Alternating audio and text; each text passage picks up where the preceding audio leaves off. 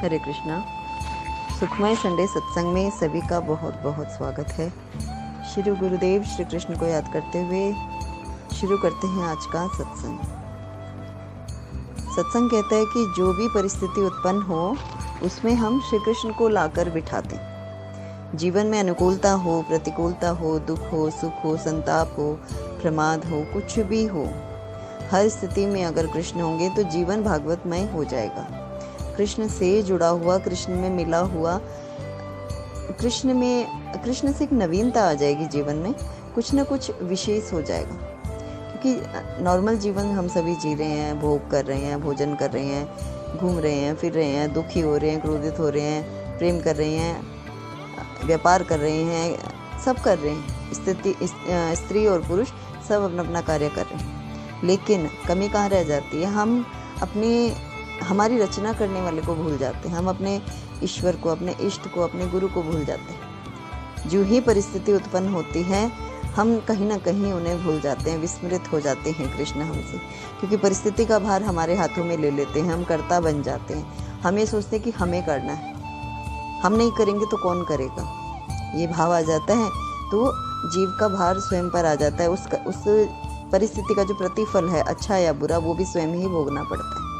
और जर्नली प्रतिकूलता में हम ईश्वर को भूलते हैं, क्योंकि अवरोध उत्पन्न होते ही क्रोध आता है, द्वेष आता है, ईर्ष्या आती है, अहम भाव आता है, और ऐसे ही हम अपने पुण्य कर्मों को छीन कर देते हैं। इसलिए सत्संग कहता है जो भी परिस्थितियां उत्पन्न हो उनमें हम श्री कृष्ण को लाकर बिठा दें, उन पर ही उस परिस्थिति का भार सौंप दें। क्यों हम कर्मों के बोझ के तले दबे? क्यों हम सारे परिणामों को साथ लेके अगले जन्म में जाएं? जब ये शरीर नश्वर है, मृत्यु को प्राप्त होगा, तो जो कर्मों का बोझ है, पुण्य कर्म तो हम भोग ही रहे हैं, क्योंकि हमें सुख मिल रहा है, भोग मिल रहा है, वैभव मिल रहा है, मान यश मिल रहा है, संपत्ति मिल रही है, धन लाभ हो रहा है, सब मिल रहा है। लेकिन जो पाप कर्म की वजह से, बुरे कर्म या जाने अनजाने किए गए जो भी हमारे पाप कर्म हैं, उनके अकॉर्डिंग जो हमारे पाप कर्म इकट्ठा होता है, जो हम इकट्ठा कर रहे हैं, क्योंकि भजन कर नहीं रहे, पाप कर्म इकट्ठा कर रहे हैं, तो वो जब ये शरीर मृत्यु को प्राप्त होगा, जब हम चैतन्य रूप में हरि की ओर जाएंगे, या क्या होगा हमारा, हमें कुछ नहीं पता। और उन कर्मों के बोझ से वापस हम आवागमन 84 के चक्कर में पड़ेंगे, और फिर जो पाप कर्म का बोझ हम लेके जा रहे हैं वो शुरुआत से ही हमें भोगना पड़ेगा। इसलिए सत्संग कहता है कि अभी कर, काल करे सो आज कर, आज करे सो अभी। पल में प्रलय होएगी, फिर करेगा कब करेगा? अभी कर। पल में प्रलय होता है, यानी कि इस श्वास का आना जाना कभी भी खत्म हो सकता है। श्वास आ रही है जब तक हम जीवित हैं, जैसे ही श्वास आने बंद होगी, काल हमें घेर लेगा, दबोच लेगा, फिर हम क्या करेंगे? वैसे के वैसे रह जाएंगे। तो अभी तो हम सोचते हैं कल करते हैं, लेकिन वो कल कब आता है? कल किसी का नहीं आता। जीना है तो आज ही में जीना पड़ेगा। आज ही जीवन का वास्तविक सुख है, उसी में हमें अपने आप को न्यौछावर करना है। इतनी भक्ति करें, इतना भजन करें, इतना स्मरण करें कि बस अगले क्षण हमें मृत्यु प्राप्त होने वाली। इस क्षण में जितना कर लें हम, जैसे कई बार हमें होता है हम कहीं घूमने जाते हैं, हमें वहाँ बहुत अच्छा लगता है तो हम बहुत एंजॉय करते हैं, तो हम उस क्षण को जी लेना चाहते हैं भरपूर, उस खुशियों को, उस आनंद को बटोर लेना चाहते हैं, एकत्रित कर लेना चाहते हैं कि वापस शायद हम इस जगह नहीं आएंगे। वहाँ जो है उस सबको देख लें, एंजॉय कर लें, मस्ती कर लें, उस पल को जी लें। बस ऐसा ही सत्संग कहता है कि इस पल को जी लो, ये जिंदगी मिलेगी ना दोबारा, जीवन दोबारा नहीं मिलेगा। इस पल को भरपूर जी लो, खुशी से जी लो। और जब हमें पता है कि अगले क्षण हमारी मृत्यु होने वाली है, तो हमें किसी से शिकायत होगी नहीं, हमें किसी पे क्रोध आएगा नहीं, हमें किसी से कोई अपेक्षा होगी नहीं, क्योंकि जो करना है हमें करना है। मृत्यु को तो हम प्राप्त होने वाले हैं। ये तो है नहीं कि लोगों की मृत्यु होती है, हमारी कभी नहीं होगी, हमारी भी अवश्य ही होगी। अगले क्षण का हमारा भी भरोसा नहीं। तो इस जीवन को क्यों हम शिकायतों में, द्वेष में, ईर्ष्या में वेस्ट करें, व्यर्थ करें, कि इस जीवन को हर वक्त मतलब असंतोष की स्थिति, संताप की स्थिति, डिप्रेशन की स्थिति, दुखी होने की स्थिति, वो एक अलग सा ही ना संताप सा घेरे रखता है। विवाद और द्वंद्व और मतलब कितना विषाद, सब कुछ घेर कर इतना मतलब व्यक्ति अपने आप को इतना डिप्रेस्ड कर लेता है, फिर वो दवाइयाँ खाता है, मेडिसिन खाता है, और डिप्रेशन की दवाइयाँ खा खा के और पागल हो जाता है, क्योंकि ठीक होने की तो कोई व्यवस्था है ही नहीं। तो फिर क्या हो? किस भांति हम स्वयं को विषाद से, संताप से, द्वंद्व से बचाएं, जो अंदर चलने वाला अंतर मन का संघर्ष है, कलुष है, उसे कैसे मिटाएं, शिकायतों को कैसे मिटाएं, कैसे हम स्वयं पर कंट्रोल करें, अपनी ऊर्जा पर कंट्रोल करें, अपने जो हमारे आवेग हैं, काम, क्रोध, मद, लोभ, ईर्ष्या, द्वेष, जितने भी तरह तरह के विकार जो आवेग हैं इस बॉडी के, इस नश्वर तन के, इस मन के, उन आवेगों पर कैसे कंट्रोल पाएं, कैसे नियंत्रण। तो सारी दिशाओं में घूमकर सत्संग ही एकमात्र ऐसा उपाय दिखता है। नाम जप करो, सत्संग करो, भजन करो, पर वो कोई करना नहीं चाहता। सबको बोरिंग लगता है, सबको लगता है ये करने के लिए तो उम्र पड़ी, अभी तो भरपूर जिए, एंजॉय करें, पार्टियां करें, उत्सव मनाएं। अभी क्या रखा है, हम मॉडर्न हैं, हम फैशन में रहते हैं, हमें सत्संग शोभा नहीं देता। लेकिन सब कुछ करते हुए भी ईश्वर की स्मृति नितांत आवश्यक।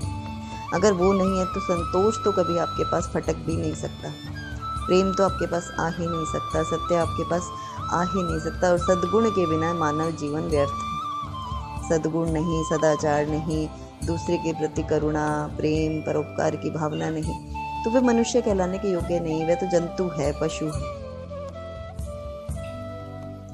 तो जीवन में नाम जप और सत्संग से हमारी विवेक की जागृति होती है। हमें अपने सही और गलत का आकलन हम कर पाते हैं, निर्णय ले पाते हैं। सही निर्णय सत्संग लेना सिखाता है, क्योंकि सांसारिक संताप या सांसारिक बातचीत या वार्तालाप, क्योंकि सत्संग में चर्चा होती है, और जो सांसारिक चर्चा है वो आपको कलेश में ही घेरेगी। एक कलेश से निकले दूसरे में, इधर कुआं इधर खाई, इसमें से निकले इसमें फंस गए। लेकिन सत्संग आपको निकालता ही रहता है। जितने भी खड्डों में, जितने भी कलेशों में, जितने भी संतापों में, जितने भी द्वंद्व में आप फंसे हुए, सबसे आपको निकाल लेता है। जब हम किसी महापुरुष को सुनते हैं, किसी संत को सुनते हैं, तो हमें कितनी संतुष्टि, कितना सेटिस्फाइंग फील होता है कि हम शांत हो रहे हैं, सहज हो रहे हैं, कि वास्तविक सुख यहीं पे है। लेकिन जो ही सांसारिक चीज़ें घेरती है, अब फिर हम उसमें चले जाते हैं, हम सत्संग को भूल जाते हैं, ईश्वर को भूल जाते हैं। लेकिन कहीं ना कहीं कलयुग केवल नाम आधारा, कलयुग तो नाम के आधार पर टिका हुआ। कलयुग में हजारों कमियां हैं, लेकिन एक यही लाभ है ना कि हम नाम लेकर प्रभु को अनुभव कर सकते हैं। पर उसके लिए एफर्ट तो करना ही पड़ता है। भोजन भी बनाने के लिए भोजन खाने के लिए भोजन बनाना भी तो पड़ता है। वैसे ही प्रभु को पाने के लिए प्रभु को पुकारना पड़ता है। अब प्रभु को पुकारेंगे और हर परिस्थिति को प्रभु पर छोड़ देंगे तो हमें किसी क्रिया की ज़रूरत नहीं, बस भाव की ज़रूरत होती है। क्योंकि भागवत प्रेम किसी क्रिया का मोहताज नहीं होता। क्रियाएं उसके लिए हैं जो ज्ञानी हैं, जो जिन्हें ऐसे लगता है कर्मकांड से ईश्वर को पाया जा सकता है। हालांकि सभी अपनी अपनी जगह एक्सेप्शंस होते हैं, सब तरह के सिस्टम हैं, तरह तरह की क्रियाएं हैं, तरह तरह की चीज़ें हैं जिनसे हम ईश्वर को पा सकते हैं। क्योंकि तरह तरह के रूट्स हैं जिन पर चलकर हम कृष्ण रूपी मंजिल के निकट जा सकते हैं। लेकिन कर्मकांडी को कर्मकांड अच्छा लगता है, सत्संग भजन करने वाले को वही अच्छा लगता है, मेडिटेशन करने वाले को ध्यान अच्छा लगता है। सबका अपना अपना तरीका है।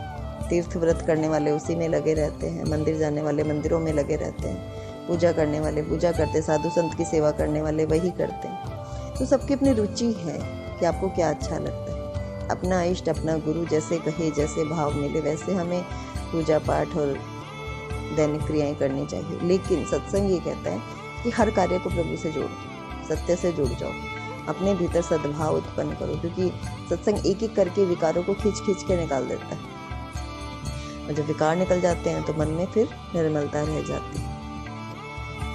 जब हम बोरिंग करवाते हैं, मशीन चलती है, धरती फटती है, खड्डा होता है, कितने पत्थर, मिट्टी, कूड़ा, कचरा, कितना कुछ निकलता है, खोदते रहते हैं, तब जाकर लास्ट में निर्मल जल निकलता है। वैसे ये हृदय माया के आवरण से, विकारों के आवरण से, एक एक आवरण के इतने ये मोटे मोटे पत्थर हमारे हृदय में जम चुके हैं विकारों के, कि उसकी खुदाई होती ही नहीं। और जब सत्संग रूपी ड्रिल मशीन चलती है तो एक एक करके विकार निकलना शुरू होते हैं। और जब वो विकार निकलते तो अंदर तो सभी की निर्मलता है, क्योंकि राम ही केवल राम प्यारा, तो राम तो सभी में है।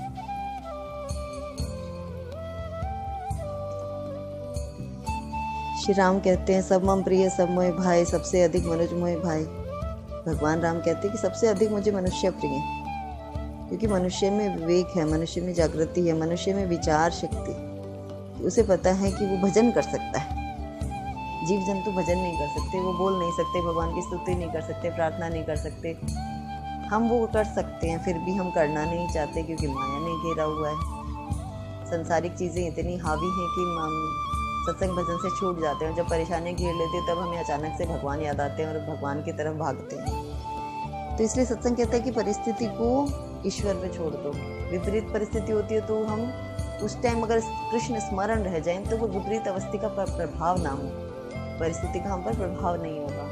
लेकिन ऐसा होता नहीं, क्योंकि जैसे ही परिस्थितियाँ विपरीत बनती है सबसे पहले हम भगवान को भूल जाते हैं और हम स्वयं कर्ता बन बैठते हैं। लेकिन यदि हम अपनी परिस्थिति को भगवान के हाथों में सौंपे रखें और हम सिर्फ उनके सेवक मात्र बनकर कार्य करें तो हर ओर प्रभु छा जाएंगे। मन बुद्धि चित्त में कृष्ण का अस्तित्व आ जाता है।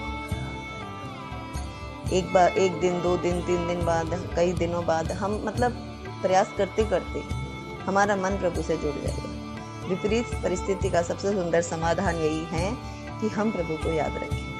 हम ये माने कि प्रभु हमें अपनी ओर खींच रहे हैं, अपना बना रहे हैं। और ये जो प्रतिकूलता है, ये सुअवसर है, किसी को हमसे शिकायत है, कोई हमारे अपमानित कर रहा है, किसी को हमसे प्रॉब्लम है, तो वो इसी वजह से कर रहा है कि कृष्ण करवा रहे हैं। कि वो बोल रहे हैं कि ये तुम्हारे लिए कांटे बो रहा है तो तुम इसके लिए फूल बोकर तुम मेरी ओर चले जाओ, क्योंकि तुम तो ऑटोमेटिक फूल हो, तुम तो स्वयं फूल हो, मेरे बनाए हुए फूल हो, तो तुम तो मेरे चरणों में चढ़ने लायक हो। तो प्रभु को अपने आप को समर्पित करते हुए जो हमें कांटे दे रहा है, दुख दे रहा है, तकलीफ दे रहा है, उसके लिए भी प्रार्थना भाव करते हैं, क्योंकि हमारा दायित्व है, कर्तव्य है कि जो हमारे लिए कांटे बो रहा है उसके लिए हम फूल बोएं। तो इसलिए जो हमारे साथ गलत व्यवहार कर रहा है उसके लिए भी हम प्रे करें, प्रभु को बोलें कि भगवान ये भी आप ही का है, आप इस पर क्रोधित ना हो, इसे अपना लीजिए, इसे अपने शरणागत बना लीजिए। तो प्रभु तो इतने दयालु है, करुणा निधान है, और वो अपने भक्त की हमेशा सुनते हैं। क्योंकि भगवान कहते हैं कि भक्त मेरे मुकुटमणि, भक्त तो मेरे मुकुट की मणि है। उनके लिए तो भगवान तो भक्त के लिए अपने नियम तक बदल देते हैं। प्रबल प्रेम के पाले पढ़कर प्रभु को नियम बदलते थे। जो 3 लोग का नाथ है, गुजरियों की छाछ के लिए उनके आगे नाचते हैं, तरह तरह की क्रियाएं करते हैं। ऐसे दयालु प्रभु, ऐसे हरि को भूल कर हम संसार में अपने आप को भूल जाएं। उससे बेहतर है कि हम अपने आप को जानें और अपने प्रभु को जानें। अपना सत्संग और भजन से, संकीर्तन से जुड़कर अपने वास्तविक अस्तित्व को, अपने स्वरूप को पहचानें और आत्मा को परमात्मा में मिला दें और भजन करते करते इस लोक से जाएं। जय श्री कृष्ण।